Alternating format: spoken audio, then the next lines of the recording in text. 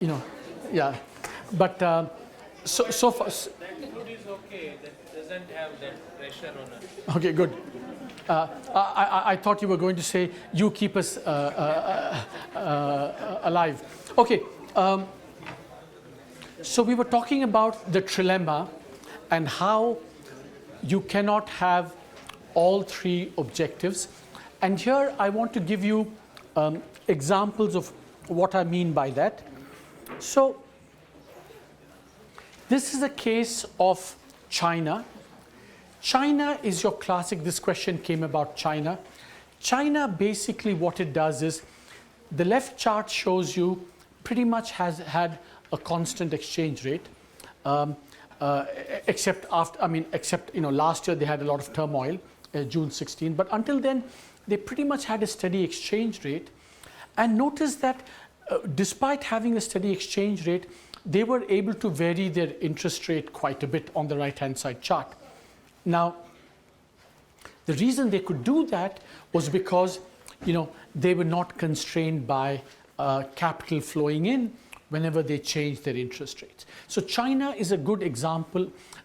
I mean, remember in all of this I am simplifying because China actually has multiple instruments of monetary policy. They do all kinds of things. They have reserve requirements, they have different interest rates for different target groups and so on. But broadly, what you have to take away from this is that China solves the trilemma, or has solved until recently. Again, they've also been progressively opening up their capital account, but it's a relatively closed capital account. And the reason they do that is because they wanted to manage the exchange rate and they wanted to manage their own interest rates. And this is how they've pulled it off. On the other hand, we have India. Especially in the 2000s, mid 2000s, when we had all this money coming into India, essentially we faced the trilemma in a very classic way. So in this period, this is the peak of the boom, you see this means that the exchange rate is becoming stronger. So what happened was that when the Fed cut its interest rate, as it was cutting interest rates, we know that what happened. We know that that expelled capital all over the world. And as a result of that, money kept flowing in, also because India was growing very strongly. And we started getting very uncomfortable with this rupee appreciating, precisely because when the rupee appreciates, your exports are affected, employment gets affected.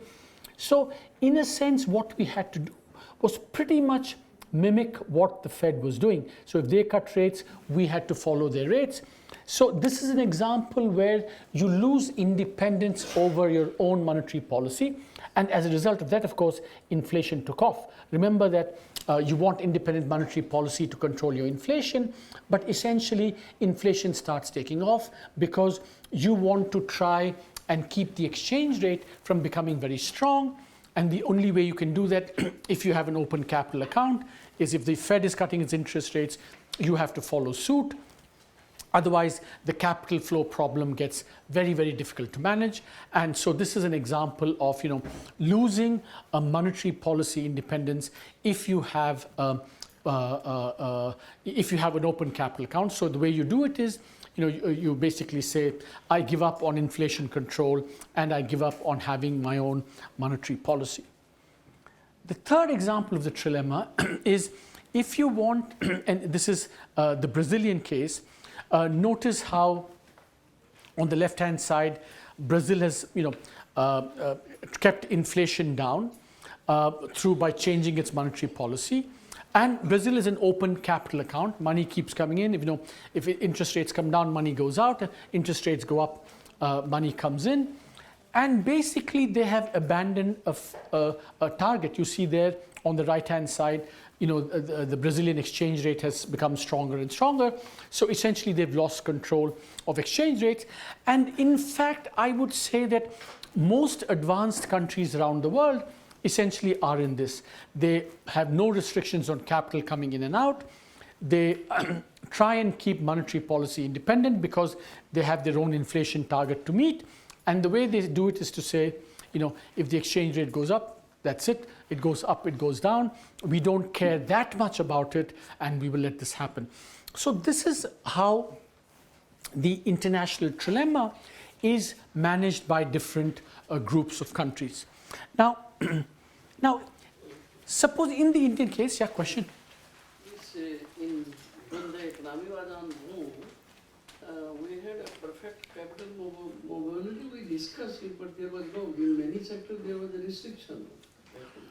So what is the meaning from your perspective when you say there was a perfect capital mobility? see, again, all of you, I mean, forgive my saying, you have a tendency to interpret things very rigidly. When I say a perfect capital mobility, it means, it obviously I don't mean any capital can come anywhere at any point in time, but there's, it's open enough for capital to come in and flow in response to all these interest rate movements and so on. So there are still in India restrictions, for example, on how much money can come into bond markets, how much money can come into corporate bond markets as well. But in terms of equities, money can come in, and ECBs, we've been allowing borrowing limits to expand. So effectively, there's a lot of capital coming in, enough for this trilemma to be a real problem, i.e. for the exchange rate to get out of control. So what are possible strategies that countries do? In India, for example, how do we solve this? And this is exactly what, sometimes we impose capital controls. If, for example, Brazil, what it did was in around 2009, 2010, you saw the currency was becoming very, very strong in response to capital inflows. So they imposed taxes on foreign money coming in. So that's a way of addressing the problem. You don't want too much money. So essentially what capital controls do is they try and break the link between returns on foreign assets and returns on domestic assets. So by imposing a tax, you reduce the, if you were to bring money in, you'll actually get less returns than the interest rate because you have to pay taxes. You try and control it that way. The other thing that countries do is when money comes in, the central bank, in order to prevent the exchange rate from going up, they start buying the dollars. Now, so you buy dollars, you prevent the exchange rate from appreciating, but there are two things that happen. Why you can't do this forever? When you buy dollars, that means you actually are injecting liquidity into the market. So you can do it up to a point, because beyond a point, if liquidity keeps coming into the market, then again that will affect inflation and spending and so on. So that's not something that you can do forever. That has limited thing. So then what countries do is that they buy the dollars and then they what you call sterilize it. That is, they issue bonds to suck the liquidity that they've. So you buy dollars, you inject liquidity into the market, but then you sell bonds and suck the liquidity out of the market. But then when you then sell these bonds, that again puts pressure on interest rates to go up, and the same problem emerges again, because when interest rates start going up, more money starts coming in. So there is no perfect solution or really a solution to this trilemma problem if you have open capital accounts. You just have to do what the RBI and many banks end up doing, is to do a little bit of capital controls, a little bit of intervention, a little bit of sterilization, and hope that, show the picture of Lord Krishna, hope that, it all works out. And sometimes it does, sometimes, of course, it doesn't. Now, this is where I want to take you through this chart very carefully, because this is a chart which I wrote down summarizing, who wants what, how to understand how market participants think about interest rates and exchange rates. So there are three columns, which is the group, what is their preference and why. So the first group is manufacturers in the country. We know very clearly they want low interest rates because they want to borrow cheap. They also want a weak currency because for two reasons. They can export more, Also, very important that when the exchange rate depreciates, they get protection against foreign competition. So if I am producing and selling, say, steel, which is competing with Chinese steel, I want a competitive exchange rate. So that's what manufacturers want. Domestically oriented firms, so they want low interest rates, and they may not care about the currency because they don't really sell things abroad, or they don't really sell things that compete with imports. So they want, just low interest rates.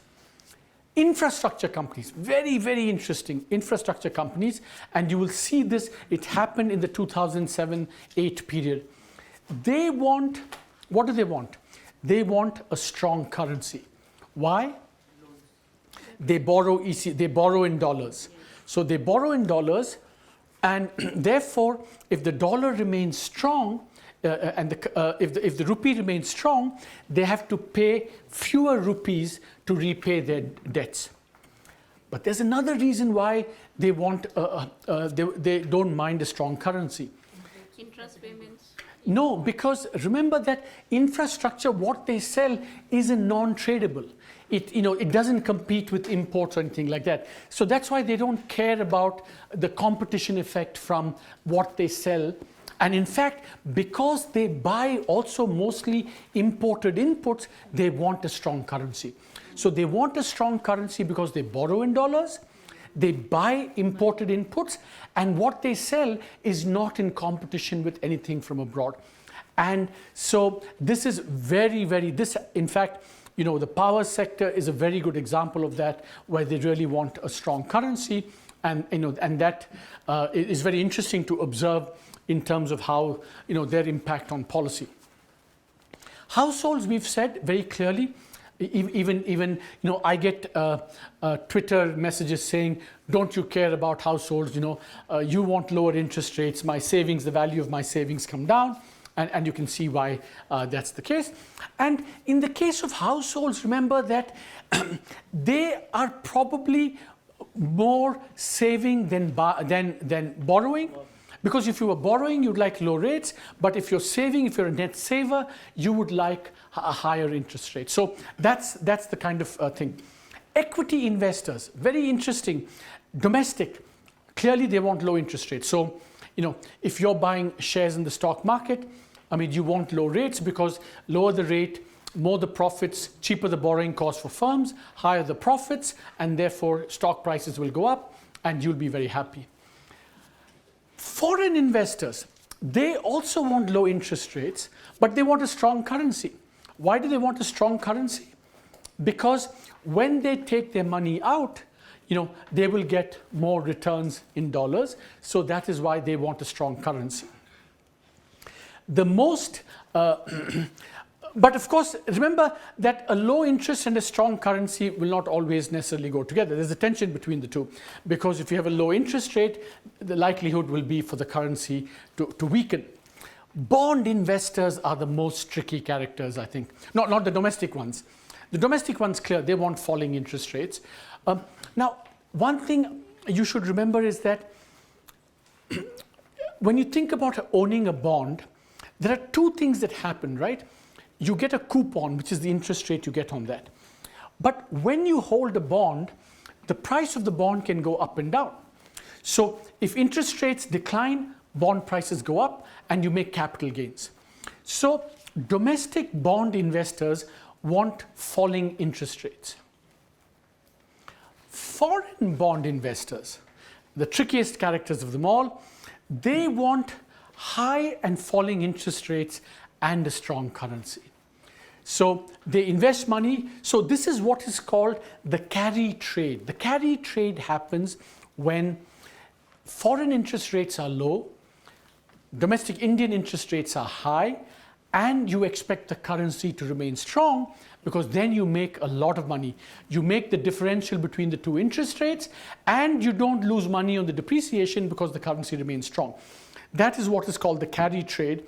And the carry trade was especially, it's a term that's become very significant over the last, almost 7-8 years since the global financial crisis, because US interest rates and foreign interest rates have been virtually zero, and emerging market countries have had substantial positive rates. So that's called the carry trade. Money comes in, and do they make the higher return, provided the currency doesn't depreciate. So foreign bond investors, they want high interest rates, but they want interest rates to fall because then they'll also make capital gains on the bonds that they buy, and then convert it back in at a favorable exchange rate and take their money back. So they want high but falling interest rates and a strong currency. But of course, again, a falling rate and a strong currency do not always go together. Governments always want low interest rates, and that's why there's always a battle between the government and central banks. Governments, regardless, because remember, governments are always big debtors. Yeah, so they benefit from low interest rates in two ways. They pay less on the thing, and this obviously no government actually will say this or want this, but if there's a little bit higher inflation, that actually reduces the value of the outstanding liability that they have. So many governments around the world, especially in the old days, basically use, as I discussed yesterday, use high inflation or some amount of inflation to reduce the value of their debt burden. So I think this could be I'll just come to you in a second. I think this could be a really useful teaching device for students, I think. Who likes what and why. And then you can also I think it can make intelligent consumers of students, because when you read the papers, I mean, honestly, even now sometimes I get confused as, should interest rates go up or down, and why is someone asking for this? But imagine students, second year, third year students, I think that something like this could be a really good pedagogical device, and I would urge you, and I'm sure you can kind of refine this in your own way, give better examples, maybe give actual real life examples of this happening, and I think it could really be very useful for students. Yeah, sorry, you had a question.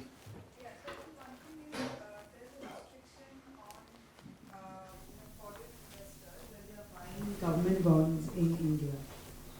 Is there a restriction? Yeah. Because it would have implications. Yeah. So what has been happening is that there is a limit, and the limit has been consistently being increased over the last few years. I think now it's something like $35 billion annually. The limit is specified in terms of does anyone know? I think the limit on how much foreigners can buy, it's an annual limit expressed as a percentage of outstanding government holdings or something like that.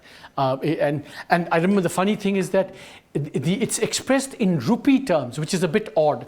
If you care about dollars, it should be expressed in dollar terms. But around at the moment, over the last 2-3 years, we've kind of increased it by $5 billion every year, and now it's something like $335 billion per year. Yeah. Can you elaborate on masala bonds? What is the preference of the investors in So what is a masala bond, right? A masala bond is really, remember that a masala bond is really someone, anyone, it could be an Indian company, in this case it could also be multilateral agencies. The essential thing is that two things. One, it's a bond that's denominated not in dollars but in rupees. So it's like buying a government bond. Okay. Yeah. The only difference is that it is raised not in Indian capital markets, but it could also be raised in London, Singapore, etc. So in foreign markets. So in terms of this, I think it pretty much remains pretty much the same. currency? There is no. Yeah, exactly. So the currency is it's like buying a domestic bond. Yeah, exactly. But by the way, but in principle, you could have rupee denominated masala bonds. So many governments also issue foreign currency denominated bonds as well. There the calculation is different. That's more like borrowing in dollars, and that's different. Any questions? Yeah, please. Yeah. Sir, when that time will come in Indian economy, when there will be a low interest rate regime? And second question is this, will the low interest regime ensure the growth of economy? Ensure the growth of? Economy. See, the first question you should ask the RBI. It's not a question that, although I sometimes speak out on this issue, that's a question that really now it's the Monetary Policy Committee that decides that. See, but remember that one of the things I want you to keep in mind, at least for conceptual purposes, right, is that, again, this is not a perfect, but see, economics, when you think about economics, you should first think in terms of first principles, and then how you can adapt it. Like, I say perfect capital mobility, and my friend here pounces on me and says, but there are restrictions, not perfect capital mobility. And the reason why is that when we try and think, we want to think in terms of abstract but maybe extreme concepts, because then once you've understood that, then you can see, well, if you tweak, change the assumptions, how things change. But conceptually, so my answer to your question is this. What interest rates can do is stabilize it around the economy. Interest rates per se do not fundamentally change that line.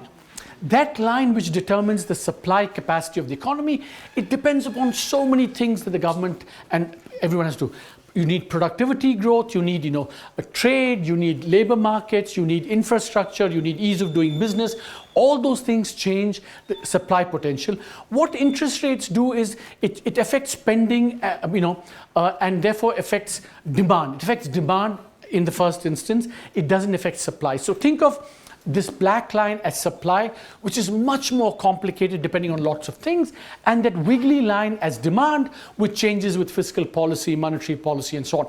So that's the way I think one should think about the economy. And so this is a very roundabout way of saying that interest rates per se will not expand the supply capacity of the economy. You have to do much, much more. One last question. You had a question, and then we move on. Can you please go to trilemma? Trilemma case 2. Come, I'm coming. Back.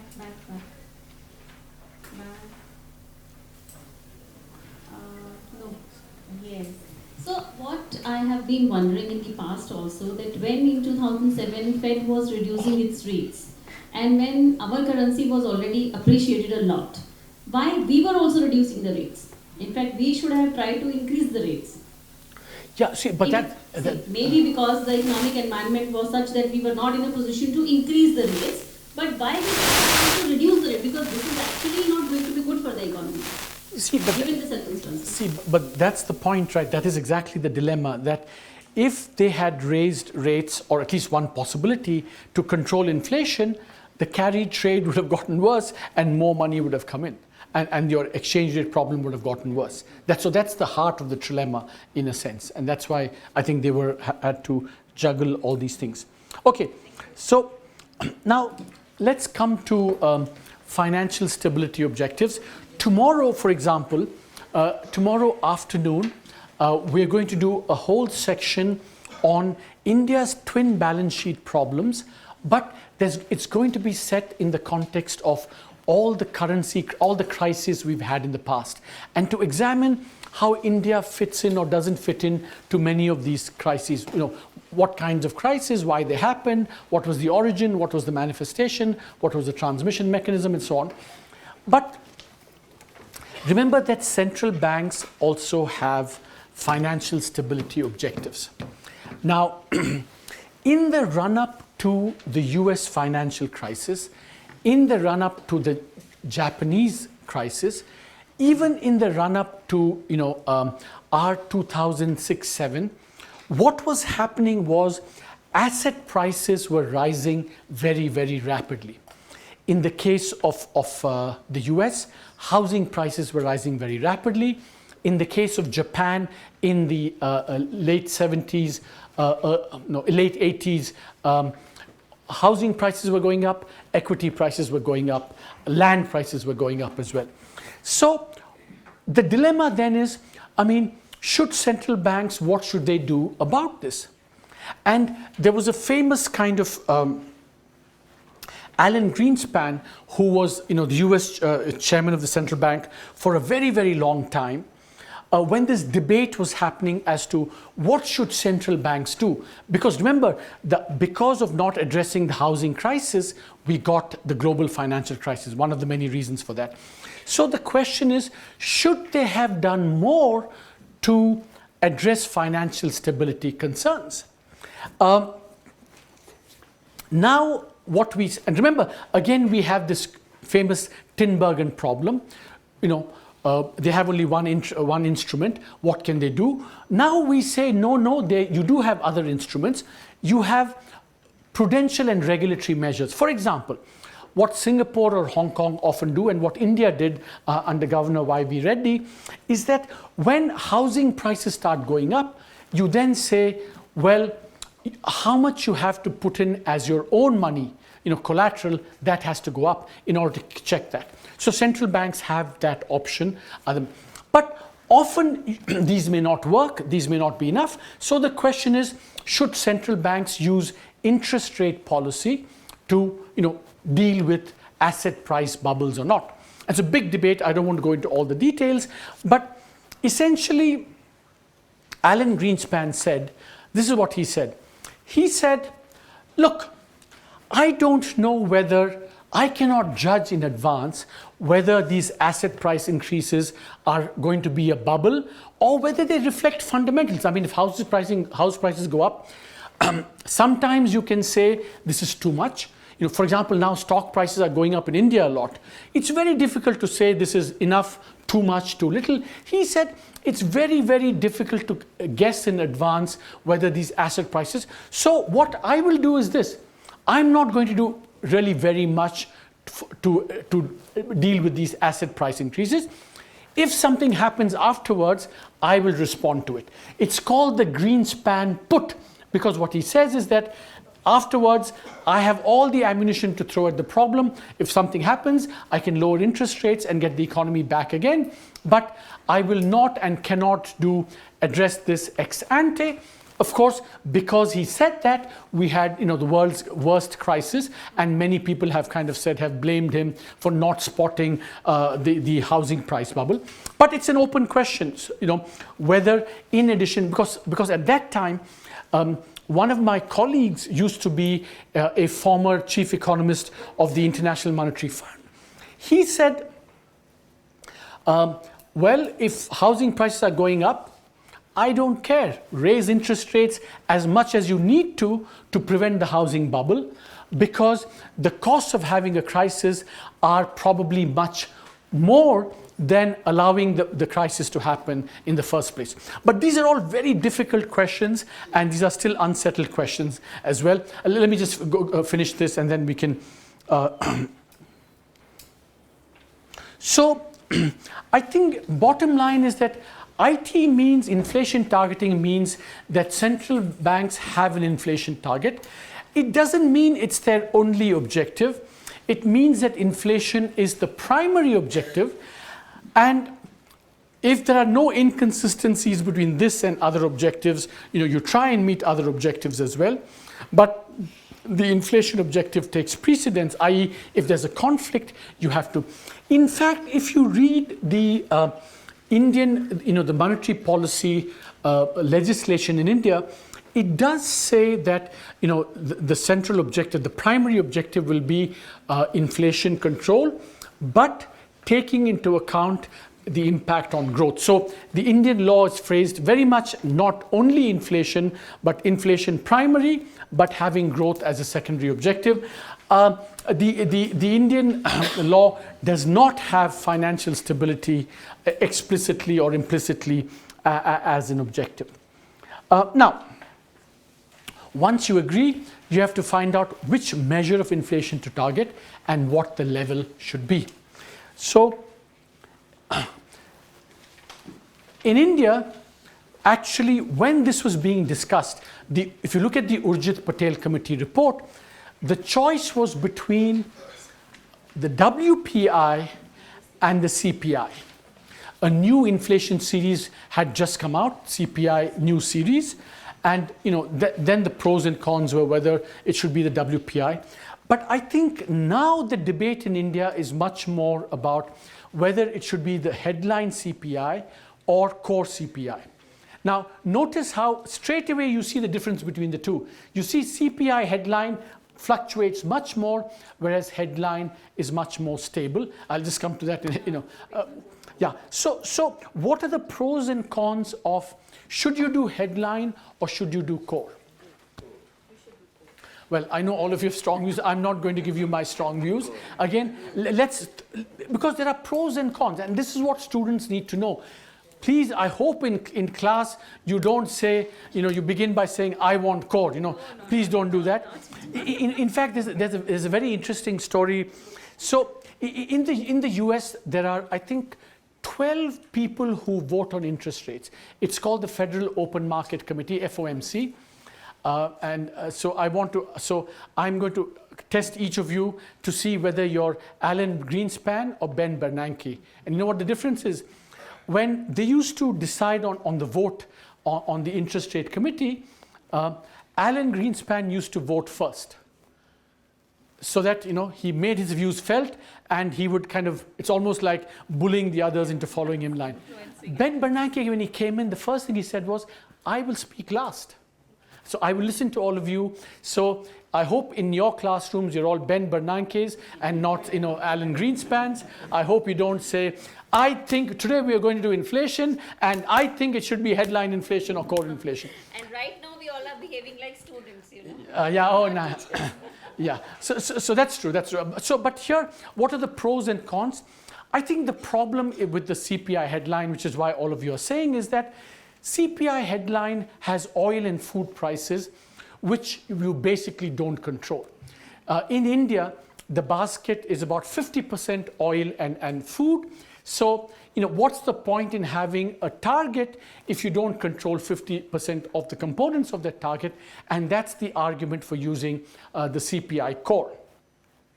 Let me say, however, that most central banks actually target CPI headline. They don't target CPI core.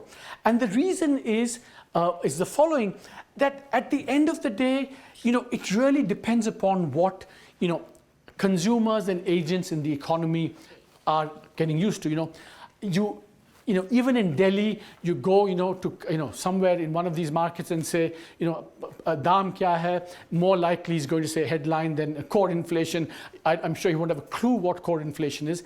And since all this is so much about, what communication you have to do, what people understand about prices and about the way the economy works, I think therefore most central banks choose headline inflation. It's easier to communicate, and also because of that reason, because also remember that as savers, remember the financial savings channel of transmission. As savers, we are much more concerned with headline CPI, because the savings in our thing is going to be determined, the value of our savings is going to be determined more by overall inflation than by this, and therefore, and finally, I think if people focus on headline, inflation expectations are also going to be formed based on headline, and that's why I think that, but it's not an open and shut case by any means.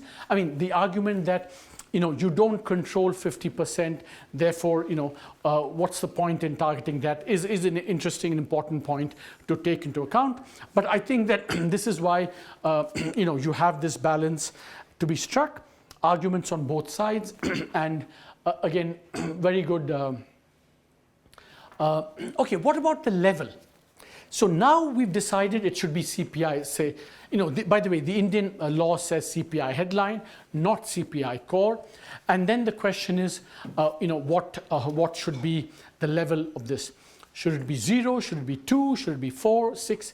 You know what the Indian law says? The Indian law says 4 plus or minus 2%. So you can go down to 2, you can go up to 6, but you cannot exceed this. But most central banks in advanced countries choose 2. And as I said, completely accidentally, some dinner conversation somewhere in New Zealand led to 2%, and then then we all, like herd behavior, other countries followed that. And see, just to give you a sense of why it wasn't 0%, some people, when they were talking about this, Paul Volcker, for example, he said, a very strong believer, that the target should be, the level should be no more than 0.5%, because there are some people who believe that price stability is very, very important for investment decisions. Firms and consumers should not have to worry about price changes, because if you have constant prices, no inflation, the whole mentality of how we think, how we plan could be helped quite a bit. That was the argument. But the counter argument to that was, and it was very, very, great foresight there. The argument for having some inflation like 2% was, people said, oh my God, what happens if you have such a bad recession that you have to bring rates down? Then you may need negative real interest rates. So if you have 0% inflation, all you can do is to get the interest rate down to 0, and you can't punch into the economy by having negative real interest rates. In fact, and that turned out to be a very thing, because exactly what happened. Remember, after the global financial crisis, all interest rates have come down to 0, and you still find economies still having a lot of difficulty, still high unemployment and so on. So that's why I think that more and more there's now discussion that maybe even the advanced economies should go to higher interest rates. Now, why have we chosen 2%, 4% in India? I don't think this is, this was part of the Urjit Patel report. Essentially, a country like India, for example, right? We are going to be growing faster than advanced economies. So a rough rule of thumb is that our productivity growth, because we are poorer, remember convergence, go back to convergence, we're poorer, we're going to grow faster. Our productivity growth is going to be greater. So if our productivity growth is 2% greater than that in advanced countries, then we can have 2% higher inflation, and exchange rate doesn't have to change very much. So remember, the more inflation you have, the more you become uncompetitive. But if you have productivity growth alongside, you offset that. So 2% inflation, 2% productivity growth extra relative to other countries means you can be competitive without changing your exchange rate. And that's why broadly we've chosen 4%. I think you could make the case that India productivity growth is going to be much more rapid, and therefore you could have a slightly higher inflation target. But that's kind of a marginal decision. But the underlying thing is that you want, if you are going to have higher productivity growth, you can afford to have consistently higher inflation without losing competitiveness. Okay, what about the institutional arrangements? We all know that all of this happened, so I've spoken about inflation targeting, giving primacy to the objective of inflation over other objectives. Second, I think a point I haven't emphasized enough is it was also about, business cycles, inflation business cycles, and the point that you raised earlier, that just as you have political business cycles on fiscal policy, you can also have political business cycles on inflation. I think governments might be tempted to, put juice into the economy just before elections. It could lead to high inflation, which of course turns out to be bad for the economy. And therefore, giving someone else the independence and the freedom, the pre-commit governments basically pre-commit, they take the Bhishma vow and say, I am not going to get involved in inflation, we're going to give it to an independent central bank. So inflation targeting also arose out of a need for the government to get out of this business and give it to an independent institution so that politics could be kept out of this process. And then of course you try and institutionalize that by having this in the law. So now, for example, the Indian law says the central bank has this objective and it will have to meet this target that we've set for the central bank. And the way, of course, in India, the way it works now is that we have a monetary policy committee which decides. Earlier it used to be, basically the governor of the central bank deciding it. And I think the reason is that, if you have more views, you have better decision making instead of one view prevailing. This is a little bit the Alan Greenspan, Ben Bernanke kind of situation. You want there to be a wide range of views expressed. And in India, the way it works is that the 3 MPC members from the RBI, including the governor, there are 3 from outside appointed by the government in consultation with the RBI. And if there's a tie, the governor has a casting vote. Of course, I think we've had 5 monetary policy committee meetings, except in the very last one where one person dissented, it was 5-1. We've had unanimous decisions 6-0. You have to, decide whether that's why that's happened, but that's the way it's been set up in India. And then accountability. So if you give someone, it's like if in India, if you create a regulatory institution and give it independence, but it cannot be independence, untrammeled independence. You have to be accountable as well. And so, because after all, it's the political executive that's created this institution.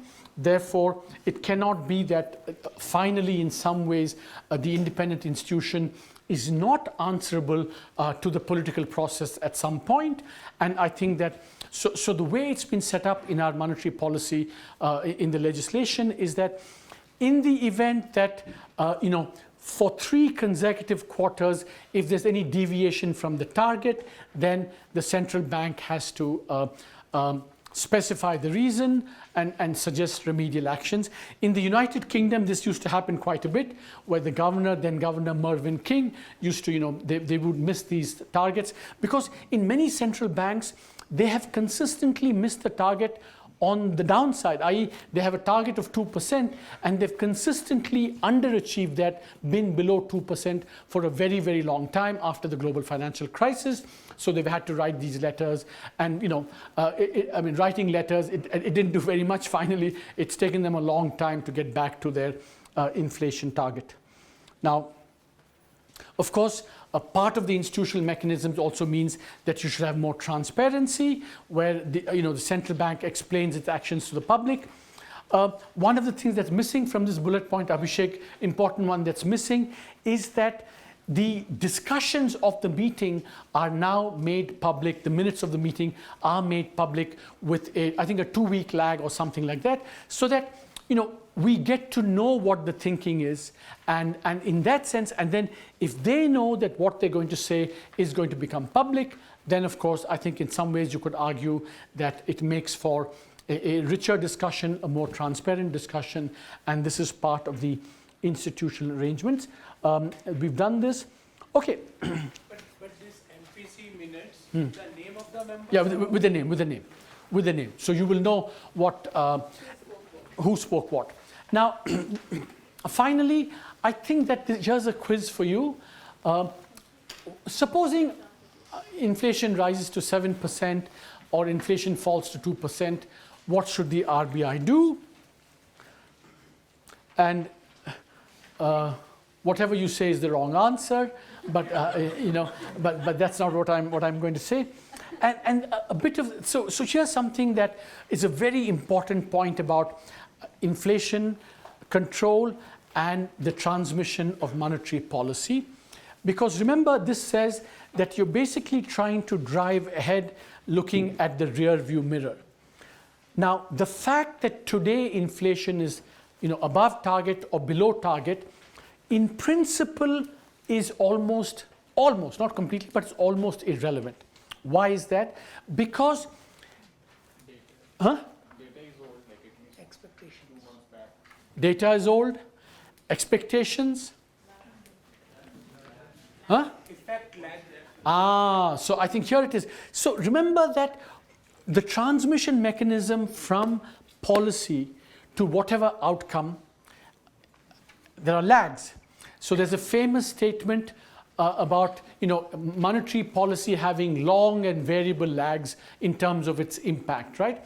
So in an inflation targeting regime, actually very important, you don't target inflation, you actually target your inflation forecast, because that's what you're committing to meet. So today inflation may be 7% or 2%, but what the central bank has to do is to say, I think that my policies work with 6 or 9 month lag. For that 6 or 9 months, this is my inflation forecast, and therefore, what do I need to do to get that in line with whatever target that you have? So in that sense, therefore, when you think about inflation, monetary policy, it must be forward-looking. In principle, what has happened in the past may or may not be relevant. What you're looking at is the future. And by the way, again, going back to a question that was asked, these are all things that are not, this is not science, because we don't really know how long it takes if I cut interest rates. Think of this, I cut interest rates, i.e. the central bank. When will it be passed through by the banks? We don't know. How will investors and consumers view that? Then they make their decision, and then it affects the economy, and so on and so forth. Each of these steps, we don't really know how long it's going to take and how much effect it will have.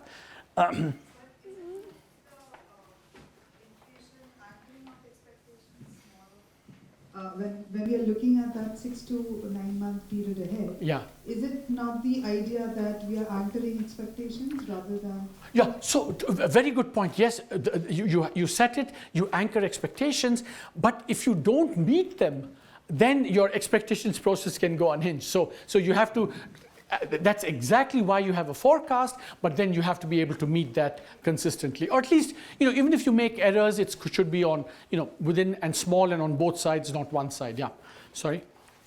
If inflation is largely structural and supply side, I don't know what your sense is about that, as opposed to demand, what is your sense for how much of an impact demand side monetary policy can actually have in an economy like India? So, part of the thing we touched upon, so the question is, if you have a lot of structural factors affecting inflation, how does the transmission work? Because you act only on the remaining part. See, remember we discussed that structural factors, unless they are repeated, they should be kind of one-off level effects rather than consistent effects. If they are consistent effects, then by definition, it's not monetary policy that will cure it. You have to do agricultural reform, whatever, right? So that's taken out of the equation. But it's true that in terms of when you assess the impact of your action, you will probably take into account more what you can affect rather than what you can't affect, and then factor that into. So between the action and the inflation forecast must be consistent. I think that's the key point. Good monetary policy requires sophisticated, of course, model-based, and to guide expectations, as you said. But finally, economic models aren't perfect. The future is difficult to think. That's why it requires a lot of judgment, and that's why I think the whole having a committee, having the Ben Bernanke approach as opposed to the Alan Greenspan approach could also be very important. You get a diversity of views, and then and then of course finally you have to have a picture of your God of your choice. Finally, whether you meet it or not consistently, it's going to be. But I think over time, institutionalizing this process, building up over time a reputation for meeting this, then can create a stable price situation where things it helps the economy quite a lot finally. But I want to leave you with a final point before I conclude, that now inflation targeting is a concept that's being very critically reviewed and evaluated in advanced economies as well. Now, I think, my own feeling is that, these things kind of work in cycles. That we had a long period of very high inflation, so the world reacted to that and said we must have inflation targeting. Then when the global financial crisis hit, we're in a completely different kind of macroeconomic environment where the problem is not, the problem is deflation. In Japan has had deflation for 2 decades, and even the US in advanced economies. So in a sense, the monetary policy framework of that past has actually been overtaken by events. And in practice, that's why central banks around the world have started doing all kinds of things that would have seemed crazy, in 1980 or 1990. So in fact, now there is a review of all of this. One example, sir, as you mentioned, is that people think that maybe fiscal policy and monetary policy should coordinate much more in order to, get the economy going again. Another idea is that advanced economies should have inflation targets not of 2% but of 4%, so that when the economy gets bad, you have, if your nominal interest rate can go to 0, you can get negative real interest rates of 4%, which could give much more demand boost to the economy as well. And of course, the latest ideas, things like people are saying we should not target inflation, but maybe you should target nominal GDP. Because of what has happened, there's been insufficiency of demand, and if you want to really stabilize the economy, we should target other things. So the whole thing is kind of being re-evaluated because circumstances have changed. John Maynard Keynes had a famous line. Someone asked him, why he changed his mind. He said, "The facts have changed.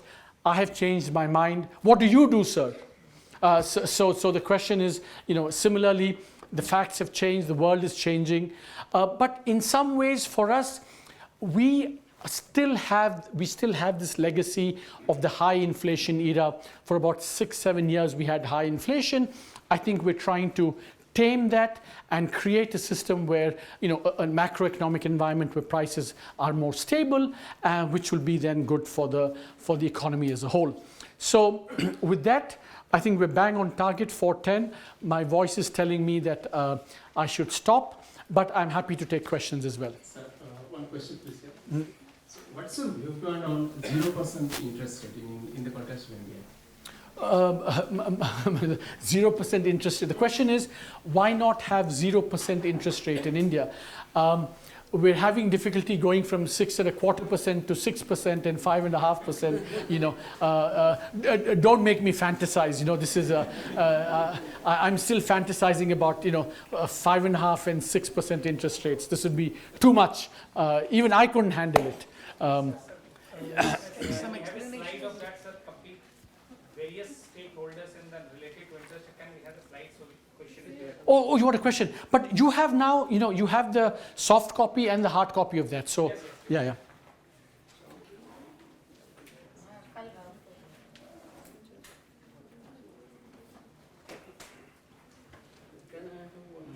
Yeah, one at a time. First, let him yeah. Sir, if you look into your preference list, it is clear cut only the household sector is looking for high interest rates. And even within household sectors, those who are borrowers, consumer goods and other loan borrowers, they will prefer lower interest rate. So overall, if you look into the entire economy wide, more or less every group is looking for the low interest rate. So I think low interest rate should be the target when by the everyone. No, but of course, it's a very good point. But of course, the answer here is that if you want to have low inflation, the RBI, which is powerful than all of these put together, you should have the RBI here, and then for them, quite rightly, if you have high inflation, you have to have high interest rates. Yeah. So it's a good point, but remember, you do need monetary control and inflation control. So let's. Yeah, you had a question. I'll come to you. Don't worry. Today I will not neglect you. I think this preference for high or low interest rate among households would also depend on the age structure of population. Correct, absolutely. I mean, if you're older, you're a saver, and then, exactly, if you're young, you borrow more. That's a very good point. So, see, this is exactly what you should do. You should take this table, go to Excel, and create another row, households old, households young, so that's, see, I'm serious. This is the kind of thing, this is exactly the kind of thing that, these devices are for, to provoke, to make it much better, more complete than what we've put up here. Yeah. Are there any, see, I've been told I'm neglecting the Northeast and Northwest. Yeah, so yeah, please, yeah. Yes, center, let me, center, please give him the. Hello. So we ended up saying that the monetary policy has to be forward-looking approach. But if you see the agents in the economy, for example, firms, individuals, consumers, they form the expectations which are more of adaptive kind of behavior they show. So in that case, the trade-off between inflation and output becomes very much sharp, and that is the policy making become difficult. So in that case, what is your view? Very good point. That's a very good point. That in fact, in the 70s, this was exactly the kind of debate that took place, that people found that people had very adaptive expectations. Now, the downside is that because people have adaptive expectations, if there's high inflation in the past, that can become persistent. So one of the reasons why you want to make this forward-looking, the point that you said about creating expectations, is precisely to break that kind of thing, because adaptive expectations can actually make. So, for example, in Latin America during the 70s, they had 5,000, 10,000% inflation, and therefore you think that if you have 5,000, you will continue to have high inflation. Wages responded to that. That kept increasing prices. So, in fact, the whole turn towards inflation targeting is in fact to break those adaptive expectations in a high inflation environment. Always now the North is going to get preference here. There are two. I'm not going to neglect you today. So my question is regarding the Monetary Policy Committee. That as we know that RBI has to be very independent while formulating of monetary policy, where we have 3 nominees from the government. So do you think the government influence is now increased? You look at the voting record, my friend, it's 6-0, 6-0, 6-0. So, no, but the thing is that, remember that those appointments are made in consultation with the RBI, and very much the aim is to get, people who are technical experts on this, and then, so that you have a, because you want to have so the gentleman here said that there has to be someone who represents these interests, because you can't have someone just the RBI. No, I'm joking, but the things that you want technical expertise, you want outsiders to have to reflect broader interests as well. And in practice, I think it finally doesn't have to be RBI, government, etc. It has to be based on assessments, technical assessments of inflation going forward and so on. There was a question there, and then we'll come to you. Yeah, 1 second.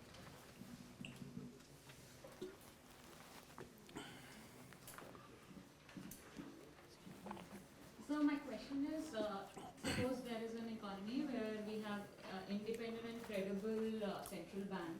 Do you think while controlling targeting inflation targeting, we can follow cold turkey strategy? Do you think that? Cold turkey strategy meaning? Meaning you reduce your interest rate and at one go. See, but remember, credibility is a very fragile thing. If you acquire credibility, then you have to maintain credibility. If you just do cold turkey and then inflation picks up again, you lose that credibility. So essentially, credibility is about doing the right thing given the circumstances, and then you can build on that credibility. But you can lose it very easily if you just do cold turkey. Yeah. How would you think WPI is? How would measure WPI for forward inflation targeting? how would Yeah. So they had this debate between WPI and this, and it was felt that WPI was unduly influenced by international prices. One thing, and WPI doesn't have services at all. So if you wanted a broad-based measure, the WPI. That's why the RBI used to, yeah, exactly wanted, and that's why they switched to the CPI. Yeah, yeah. So inflation targeting, I think it can help for the growth also, but poverty also can be reduced, and we have seen it. But can it help to reduce the inequality of income? Because mostly I have observed that in the market, the borrowers are from share market, agents, capitalists. They all are getting the benefits of the borrowing. And on the other side, households who are from the lower middle class and poor, they are the savers. So you tell me that how actually inequality of income can be reduced? I mean, how inflation targeting can help to achieve this objective? See, I think that one should be careful about overburdening inflation, monetary policy with all kinds of objectives. You have one instrument, and please don't overload it with achieving inflation, achieving employment, achieving whatever. So it's one instrument that controls inflation and aggregate demand. It turns out that high inflation affects the poor more adversely. So in that sense, there is a confluence of interest between having inflation targeting and protecting the poor against one thing. See, there are so many sources of inequality. I mean, inflation is going to, at best, affect one component of that. That's why I think we should be careful about, expecting too much out of monetary policy. I think this gentleman has never asked a question. Yeah. This is a general question. How do we incorporate the market imperfection? Because the entire these premises are based on Washington consensus, because there is just complete market. But we are not incorporating the market imperfections. And this market imperfection is leading to many things. There are many theories that develop, like the studies. Says you need a very customized type of the model.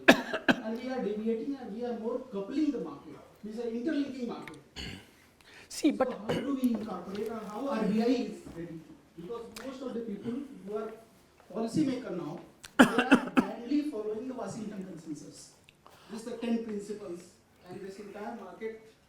So I think we have to have one debate on the Washington consensus and this, but speaking to monetary policy, remember that all central banks have inflation models. Now that inflation model will be built on Indian data, take into account all these rigidities, this, that, and the other. So wanting to have low inflation has nothing to do with the Washington consensus. If the model is a kind of American model, then your critique would be very valid. But I'm sure that when they build their models, it takes into account, we have agriculture, and therefore, we have imperfect markets, our financial markets are less developed. So all those, I think, will be built into the model that they build, and in terms of the assessments they make of how this will work. So I think that's not a totally a kind of fair critique of this, that this particular process, because I think all these local variants, local particularities should be built in, and probably are built in to the kinds of models of inflation that the RBI uses.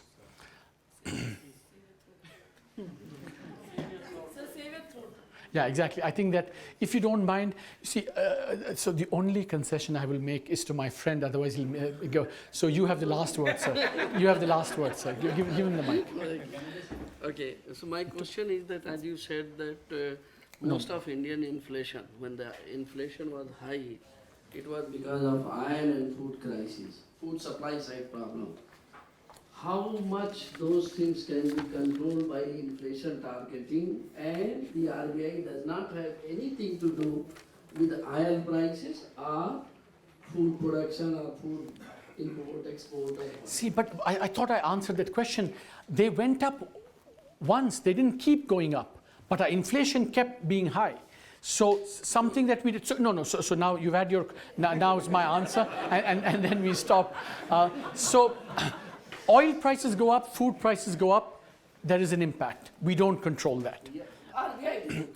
Huh? RBI doesn't. Yeah, I mean, the monetary authorities don't control that, but they do control whatever inflation expectations that get built after that, and we have to therefore try and control those inflation expectations.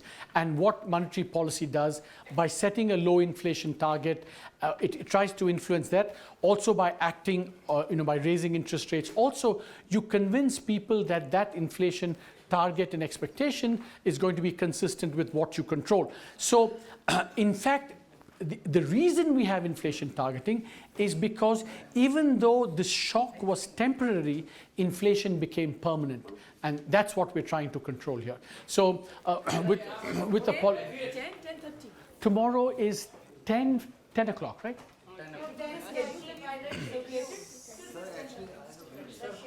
Okay, let's decide once and for all. 10. It's decided 10 o'clock. 10 o'clock tomorrow.